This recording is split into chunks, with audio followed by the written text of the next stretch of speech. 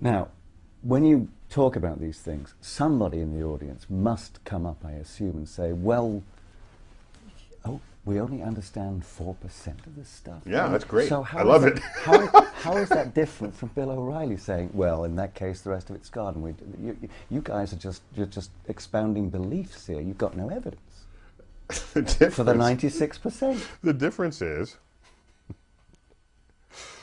we do understand the tides.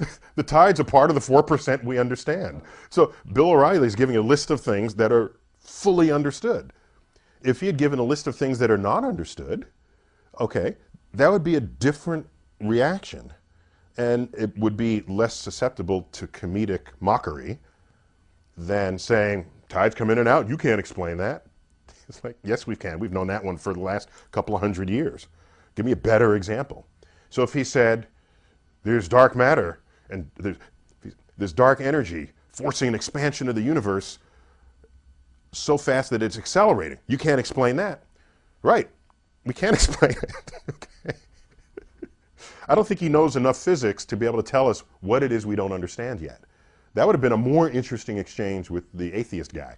I forgot his name, forgive me, but the guy who he was interviewing. Now, if he wants to use that as evidence for God, but then we just have to come back and say, well,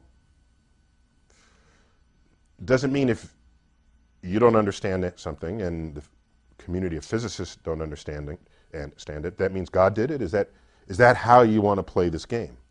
Because if it is, here's a list of the things in the past that the physicists at the time didn't understand. And a talk show you might have conducted 200 years ago would have said, the planets do retrograde? Can't understand that, must be a God. And we'd say, you know, you're right. And then 10 years later, we understand it, so what do?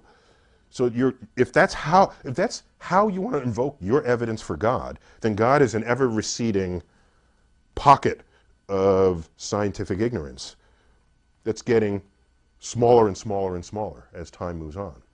So just be ready for that to happen, if that's how you want to come at the problem. So that's just simply the God of the gaps argument. It's been around forever.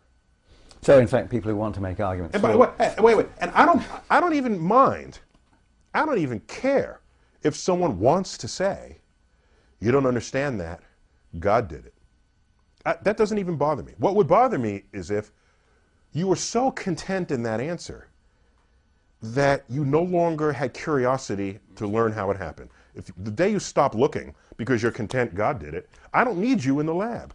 You're useless on the frontier of understanding the nature of the world. And if the world had been, if I'm glad whoever those folks are, there aren't that many of them. Because if they dominated the world, we'd still be in the cave. We would have never left the cave. Because there are mysterious things out there, and no, God is doing that, and you don't need to know that, and don't even think about it. Where would we be if their understanding of the world ruled the world? So I don't mind it, but just don't prevent others from conducting that investigation themselves. Yeah. So he could have made a better case if he'd had an astrophysicist as a consultant advising him. He would have made a different case. Find some physics we don't understand, and if he wants to call that God, no, then you come at him with the God of the gaps argument. But you don't pick something that we can understand, because then you're just object of mockery. What do you think is a thoughtful scientist supposed to think, or the most reasonable thing that a thoughtful scientist is supposed to think about religion? Now I'm talking about religion in general, not just about the supernatural specifically, not just God, but also religion as an institution and so on and so forth. I mean, you think that there is any such a thing as, oh, well, yes, scientists really should be thinking along those lines, or I expect them to think more about those lines? Yeah, I can't and I won't speak for other scientists. They have their But you own... just spoke for Dawkins. But yes, okay. Well, I know him personally, so right, I can make some judgment as to how he would have responded to those questions. But I can't and I won't speak for other scientists, but you know the statistics as well as I do. In some surveys, it's as high as 40% of scientists in America would claim a personal God, a God to whom they can pray, who would intercede in their daily affairs. And it's fascinating to see the spread among the scientific disciplines in that number, because some would come in higher and others would come in lower, of course, so that it averages at about 40%. And the astrophysicists, the physicists, the biologists come in lowest. The mathematicians, engineers come in highest, above 40%. I'm intrigued by it. That's an intriguing fact. If you want to say that high education and scientific training promotes atheism, how come that number isn't zero? In fact, go to the National Academy of Sciences and do the same survey with them. The number still does not go to zero. It asymptotes. It's about 7%. You've seen the numbers. Yep. So 7% of the most elite scientists claim a personal God who answers their prayers. And if you can't convince that 7% of the absence of God as an ardent atheist, why are you running around to people who are not so educated, who are not so scientifically trained, and complaining that they're a bunch of idiots for how they feel? I think that's disingenuous. It's an unfair battle you are picking when people in your own church, so to speak, right, disagree with you about that very premise. And so that's how I view this. I think it's convert the 7%. And until that goes to zero at the National Academy of Sciences, shut up about what the rest of the public thinks and feels. Unless, let me make it clear, because in my Big Think video, I analogized gathering atheists together to talk about their disbelief in God as I analogize that to, well, is there a word for non-golfers? Do non-golfers all gather and complain about the fact that other people watch golf all the time? No, of course not. All right? And by that same rationale, I cannot see myself going into a room talking about how God doesn't exist. I can't do that. I want to do different things with my time. However, I see myself as a responsible educator. And in that role, if you want to put your creation philosophies into a science classroom, I'm going to stand at the gate and prevent that. Right. With all that I can, basically with all that I can in my power. I know we've got other people who are in the courts doing it, and that may be more than I have the energy to do, but I'm going to be vocal about it. And I'm going to say, no, it doesn't belong in the science classroom. I'm not saying it doesn't belong anywhere. Put it in comparative religion. Put it in religious philosophy class. Sure. Go ahead. I don't have an issue with that. To be fair, I hear you. To be fair, of course, I think I'm gonna. It's my turn to channel Dawkins now, and somebody like Dawkins would say, yeah, but golf players don't do quite as much damage to humanity as some, at least religious. No. So the issue there, the issue there is not that religious people through religious wars and right. other crazy behavior, like flying planes into buildings. It's not that religious people mess up society. That's the wrong way to look at this. The issue is dogma in any form messes up society. You can have political dogma, which has no less guilt messing up society as religious dogma. The issue here is dogma. You fight dogma. And if it happens to be under the guise of religion, fine.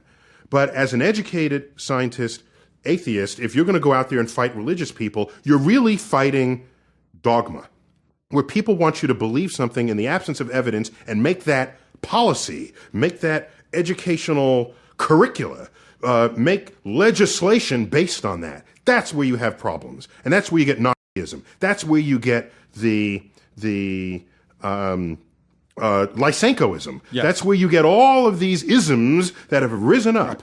That had, some of them even had some patina of being academically derived, but when you actually part the curtains, there is dogmatic invocation of rules established by some committee of people who decide how they want you to think about all the various topics. I agree. Hello, ladies and gentlemen. This is the fifth, I think, video that I've done on deGrasse Tyson touching on atheism at different occasions. And in most, if not all those videos, I make sure I point out that when we talk about modern voices in science and skepticism, deGrasse Tyson holds a really unique place, man. As you may have heard him say in several videos where he has touched on his faith or lack thereof, he's not quite an atheist activist in the way some others are. He is something else entirely, a cosmic evangelist, if I can call him so. His power doesn't come from direct confrontation or debating nitty-gritty of holy texts. Instead, his approach is far more subtle in many ways and far more devastating to religious dogma. As some of you may already know, he doesn't set out to disprove God, he simply makes the concept of a personal interventionist deity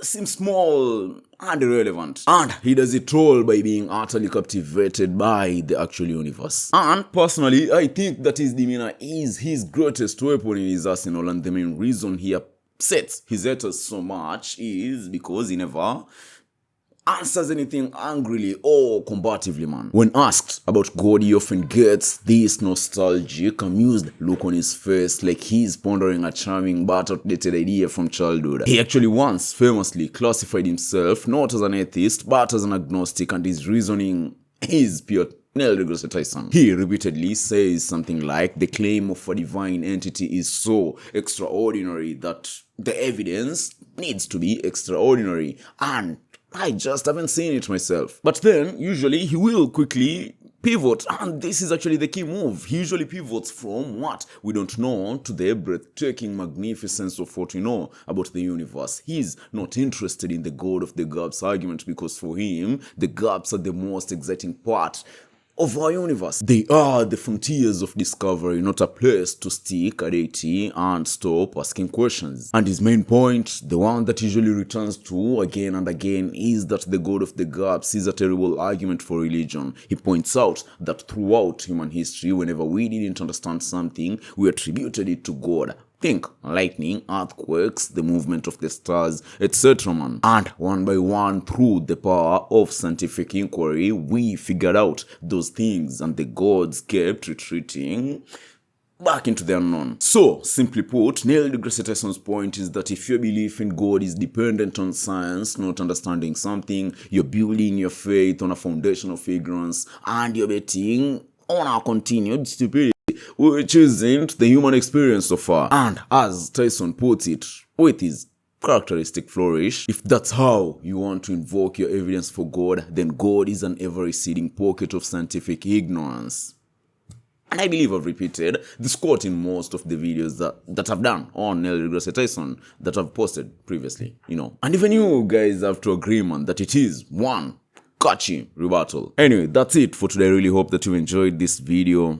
I guess I'll catch you on the next one that I upload on Friday, hopefully, man. Thank you. I'll see you in the next one, man. Peace.